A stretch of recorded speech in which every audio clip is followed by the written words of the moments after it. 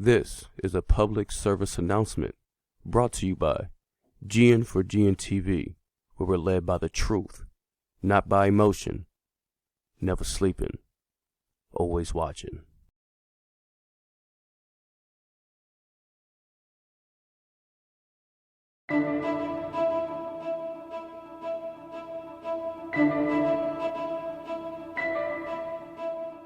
After Adolf Hitler was appointed Chancellor of Germany in 1933, the Nazis moved quickly to control education and the schools.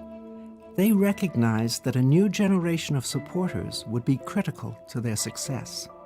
Responsibility for carrying out the educational goals of the Nazi Party fell to the National Socialist Teachers League, the NSLB, the Ministry of Education, and the Hitler Youth. The NSLB was responsible for indoctrinating educators in the fundamentals of Nazi ideology. Teachers were required to attend training camps, and good teachers could be rewarded for their loyalty and dedication. Those who refused risked public humiliation or dismissal.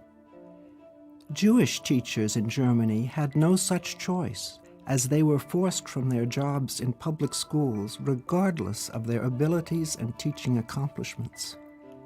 This was followed several years later by the expulsion of Jewish students from German public schools. The Ministry of Education developed new courses based on what the Third Reich believed students should learn, especially race science. Simply put, race science was the belief that individuals were organized into races, some inherently superior to others, and that Germans were members of a superior race destined to rule all of Europe. The Nazis viewed Jews as an inferior race that fed off the superior races like parasites and needed to be eliminated as parasites. In spite of the mandate from the Ministry of Education, teachers could use their own initiative to instruct their students in this new science. Methods ranged from subjecting students to measurements of their heads while their classmates watched, to encouraging their students to harass and bully Jews, whether in their schools or indeed in their communities. Textbooks were revised to reflect Nazi ideology, from studies on racial science to propaganda targeted at young children.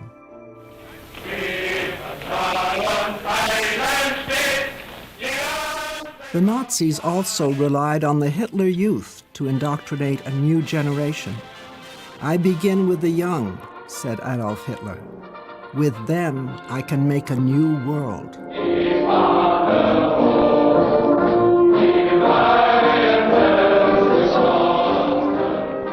Although the Hitler Youth resembled youth clubs that promoted camaraderie and outdoor activities, the reality was more sinister.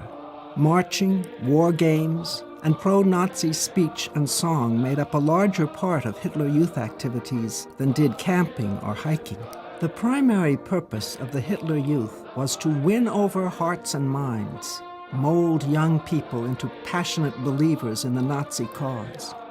Action over study, unquestioning obedience over independent thought, and loyalty to Adolf Hitler above all else. With this shift in Germany's educational aims, it could be suggested that educators, students, and parents had no choice but to conform to the new order.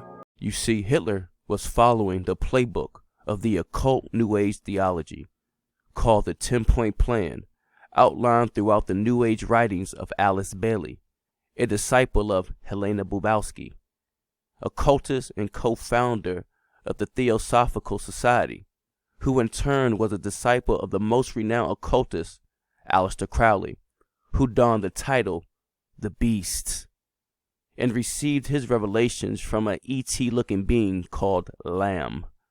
Alice Bailey, along with her husband, founded Lucifer Publishing Company, now called the Lucis Trust, a New Age publication that is known to sit on the board of the United Nations, influencing global policies. Now, Here's the 10-point plan.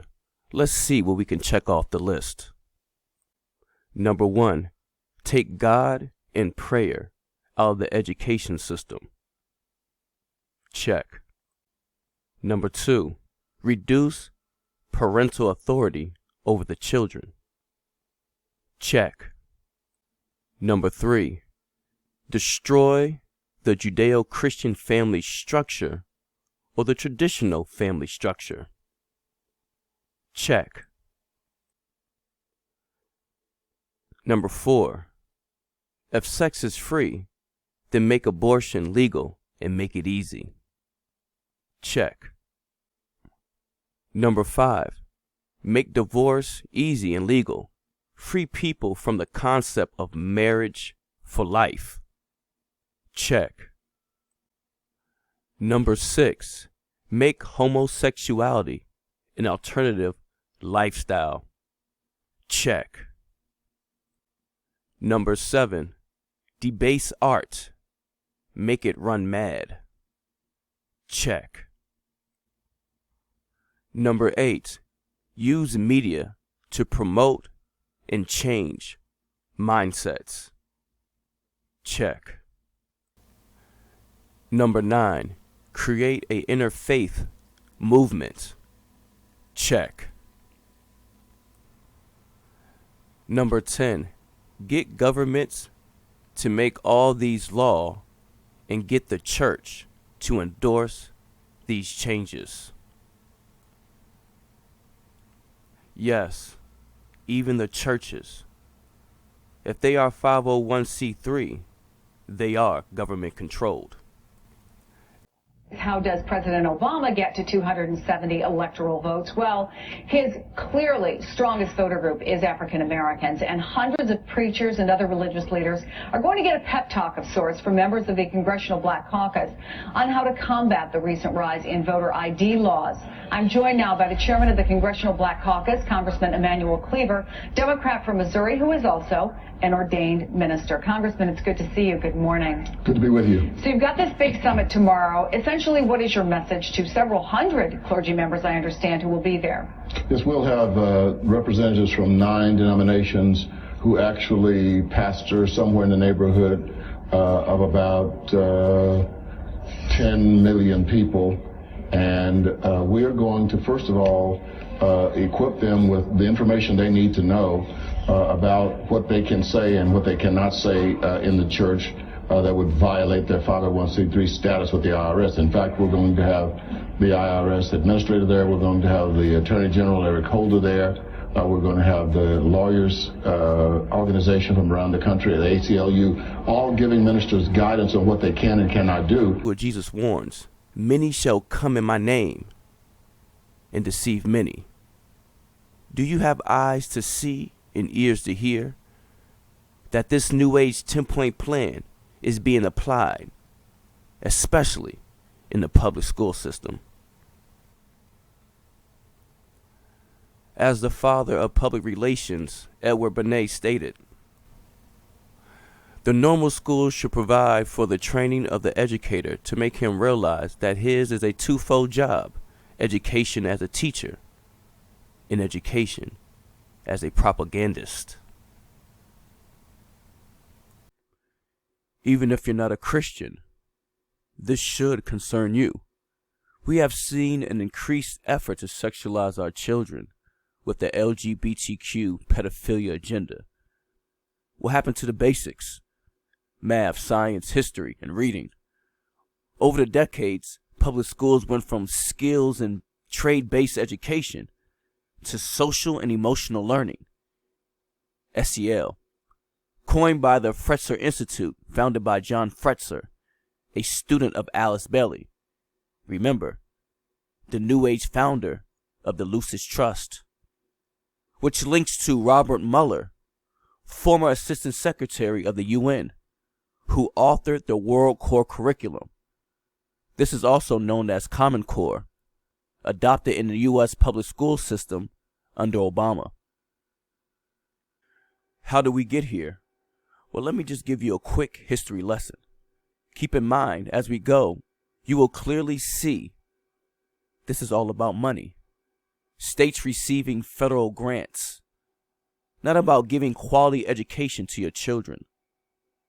Literally, sacrificing the children for the paper. In 1965, President Johnson signed the Elementary and Secondary Education Act, P.S.A, into law to combat poverty through educational funding. In 1968, Congress expands P.S.A and adds the Bilingual Education Act to help students with limited English proficiency. In 1975, President Carter signs the reauthorization of P.S.A that sends funding to schools where most of the children live in poverty. Now, to be fair, it may have started out with good intentions, but evil loves a good disguise. Funding for schools in poverty-stricken areas sounds good, right?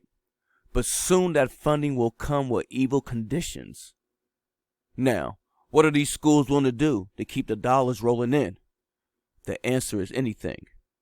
As Yeshua Jesus says, the tender mercies of the wicked are cruel, meaning the wicked will do something that seems well-meaning, but only to further their cruel agenda. Now here's where things take a turn.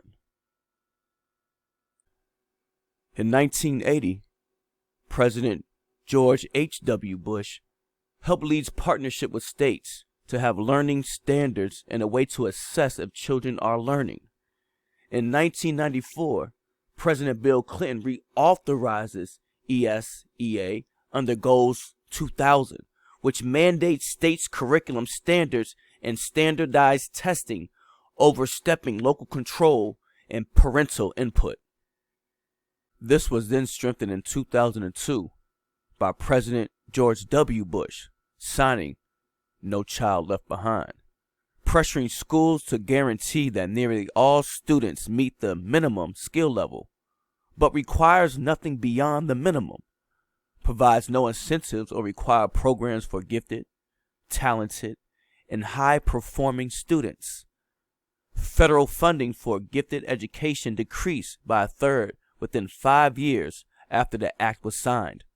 Programs not essential for achieving the mandated minimum are neglected or canceled. States begin gaming the system in order to receive federal funding, manipulating test scores, employing creative ways to reclassify high school dropouts in order to reduce the unfavorable stats. In 2010, this was then furthered by Obama's No Child Left Behind, which applied Mueller's Common Core, which gave incentives to states that adopted it. In 2015, Obama passed the Every Student Succeed Acts, in which the critical race theory, CRT, has replaced Common Core, which is the model of Hitler's race-based education. In order for schools to receive federal grants, the schools are required to spend 1% on SEL. The Collaborative for Academic, Social, and Emotional Learning, CASEL, is one of the leading SEL providers, pushing the critical race theory, funded by depopulationist Bill Gates. Crazy. He's involved in everything, buying up all the U.S. farmland while making fake meat, pushing the carbon agenda, green energy while trying to block the sun, and profiting billions on making vaccines, which he brags is his best investment and the best way to reduce the population. Now, he is running the public school system. Now, they're saying they can teach and do whatever to your child without your consent. Teach them how to be homosexual, introduce them to pedophilia, give them deadly vaccines, indoctrinating them with the satanic New Age theology. That's cool, right? Well, it's not cool with Yeshua Jesus, the Word made flesh. And all parents will be held accountable when they stand before his throne on Judgment Day? And what will be your answer or your excuse when the Almighty asks you, did you train your child in the way they should go? Did you teach them how to love the word of Yahshua Jesus? Or did you sacrifice them for the dollar bill and hand them over to Satan's new world order?